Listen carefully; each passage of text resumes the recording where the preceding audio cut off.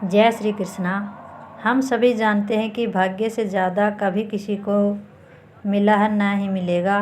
हमारे पास जो कुछ भी है, चाहे वो दूसरों से ज़्यादा है या दूसरों से कम है, हमारे भाग्य का दिया हुआ ही है। जो हमारे भाग्य में लिखा होता है वही मिलता है। लेकिन फिर बात ये आती है कि जब मिलना वही है जो हमारे भाग्य में लिखा है, तो मेहनत और कर्म की क्या ज़रूरत है। मेहनत और कर्म करना भी हमारे भाग्य में लिखा होता है और उसी के अनुसार हमारी ज़िंदगी चलती है। कुछ लोग बहुत मेहनत करते हैं तब जाकर उन्हें सफलता मिलती है, लेकिन कुछ लोग होते हैं जो कम मेहनत करते हैं और उन्हें सफलता अभी ज़्यादा मिलती है। ये सब भाग्य का ही खेल है।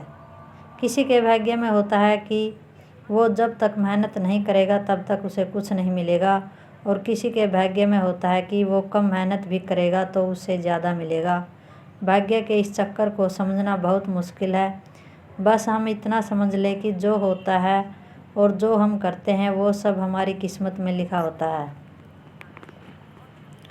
आज की इस कहानी के ज़रिए आप समझेंगे कि किस तरह हमारे भाग्य का लिखा हमें मिलता है और साथ ही दूसरों के भाग्य का लिखा भी हमारे लिए फ़ायदेमंद होता है। इस भाग्य पर आधारित कहानी के ज़रिए आप कई सारी बातों को जानेंगे और वे सभी बातें कहीं न कहीं आपकी ज़िंदगी और माइंड में एक पॉजिटिव असर करेगी। इस कहानी को एक बार ज़रूर सुनें और समझें कि किस तरह भाग्य का खेल हमारी ज़िंदगी को आगे बढ़ाता है।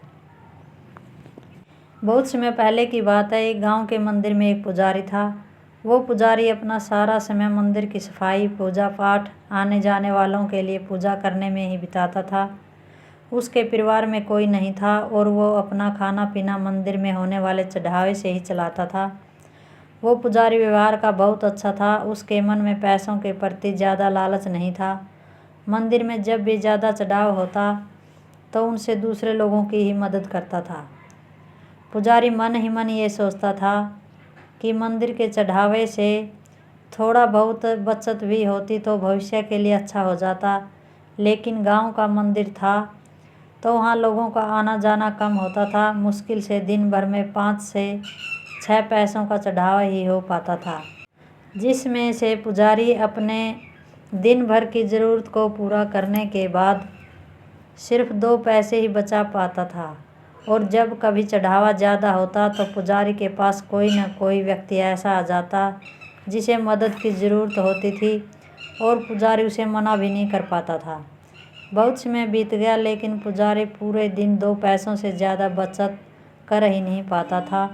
वो हमेशा भगवान से यही प्रार्थना करता था कि भगवान कुछ तो ऐसा करो कि मैं 2 पैसों से ज़्यादा की बचत कर पाऊँ। भगवान से प्रार्थना करके पुजारी रोज़ की तरह अपने काम में लग जाता। कुछ समय बाद पुजारी की शादी हो गई। घर में अब 2 लोग हो गए और खर्चा चलाने के लिए ज़्यादा पैसों की ज़रूरत पड़ने लगी। पुजारी की शादी होने के बाद मंदिर में लोगों का आना जाना बढ़ने लगा, जिसकी वजह से चढ़ावा भी ज़्यादा होता। और अब पुजारी अपने घर के खर्चे पूरे करने के बाद 10 पैसे रोज़ बचाने लगा। धीरे धीरे पुजारी के पास ज़्यादा पैसे हो गए। कुछ पैसों से उसने अपने घर की मरम्मत करी और कुछ पैसों को भविष्य के लिए बचा लिया। कुछ समय बाद पुजारी की संतान हुई और अब वो 2 से 3 हो गए। पुजारी की संतान होने के बाद अब पुजारी ने देखा कि वो अपनी दिन भर की ज़रूरतें पूरी करने के बाद 15 पैसे बचा लेता है। धीरे धीरे बच्चा बड़ा हुआ और स्कूल जाने लगा। अपनी बचत के पैसों से पुजारी अपने बच्चे की पढ़ाई का खर्चा चलाता था। जैसे जैसे बच्चे की उम्र बढ़ती गई और पढ़ाई का खर्चा बढ़ने लगा, वैसे वैसे ही मंदिर में चढ़ावा ज़्यादा होता चला गया। ज़्यादा लोग आने लगे और पुजारी के जीवन में पैसों की कोई कमी नहीं हुई। अपनी ज़िंदगी को इस तरह बदलता देख पुजारी ने एक दिन भगवान से प्रार्थना करी और पूछा कि भगवान, मैं रोज़ के 2 पैसे बचाता था और बहुत कोशिश करने के बाद भी मैं कभी 2 पैसों से ज़्यादा नहीं बचा पाया, लेकिन आज सब खर्चे पूरे करने के बाद 30 पैसे बचा लेता हूँ, जो कि मेरे और मेरे परिवार के लिए बहुत है। इस सब की वजह क्या है भगवान?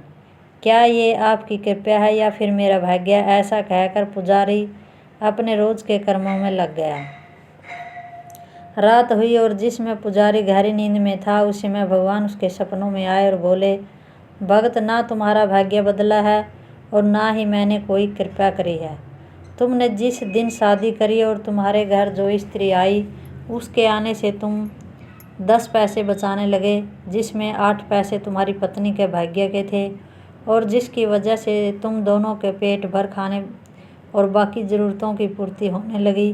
फिर तुम्हारी संतान हुई और उसके होने के बाद तुम 15 पैसे बचाने लगे, जिसमें से 5 पैसे तुम्हारी संतान के भाग्य के थे और आज जो तुम 30 पैसे बचा रहे हो, उसमें से 15 पैसे तुम्हारे बच्चे की पढ़ाई और उसके बेहतर भविष्य के भाग्य के हैं। भक्त, आज भी अपने भाग्य के सिर्फ 2 ही पैसे बचा रहे हो और आगे भी 2 ही बचा पाओगे। सीख जो हमें इस कहानी से मिलती है, दोस्तों, इस कहानी से आप कई बातें समझे होंगे और साथ ही आप ये भी समझ गए होंगे कि किस तरह हमारे भाग्य का लिखा हमें मिलता है और साथ ही किस तरह दूसरों के भाग्य का लिखा भी हमारे द्वारा होते हुए भी दूसरों को मिलता है। आपने देखा होगा कि कई बार लोग पार्टनरशिप में किसी काम की शुरुआत करते हैं और धीरे धीरे वो काम बहुत चलने लगता है और जब काम चलने लगता है तो इनकम होने लगती है, तो वो लोग पार्टनरशिप तोड़कर खुद का काम शुरू कर लेते हैं और फिर जो वो काम शुरू करते हैं वो नहीं चलता, उन्हें नुकसान होने लगता है। इसका कारण भी भाग्य ही है। कई बार ऐसा होता है कि दूसरे के अच्छे भाग्य की वजह से हमारा अच्छा होने लगता है, लेकिन हम ये बातें नहीं समझ पाते हैं और ज़्यादातर लोग ऐसी बातों को मानते ही नहीं हैं। कई बार हमारा भाग्य हमारे दोस्त, हमारे पार्टनर, हमारे परिवार के लोगों के भाग्य से ही जुड़ा होता है और जब तक हम उनके साथ होते हैं तब तक हमारे साथ सब कुछ अच्छा होता है और जब हम उनसे दूर होते हैं तो हमारे साथ चीज़ें ज़्यादा अच्छी नहीं होती। इस तरह किसी और के भाग्य की अच्छी चीज़ों से हमारा भाग्य होता है और उसी तरह इसका उल्टा भी होता है और दूसरे के बुरे भाग्य की वजह से हमारा बुरा भी होने लगता है। जय श्री कृष्ण।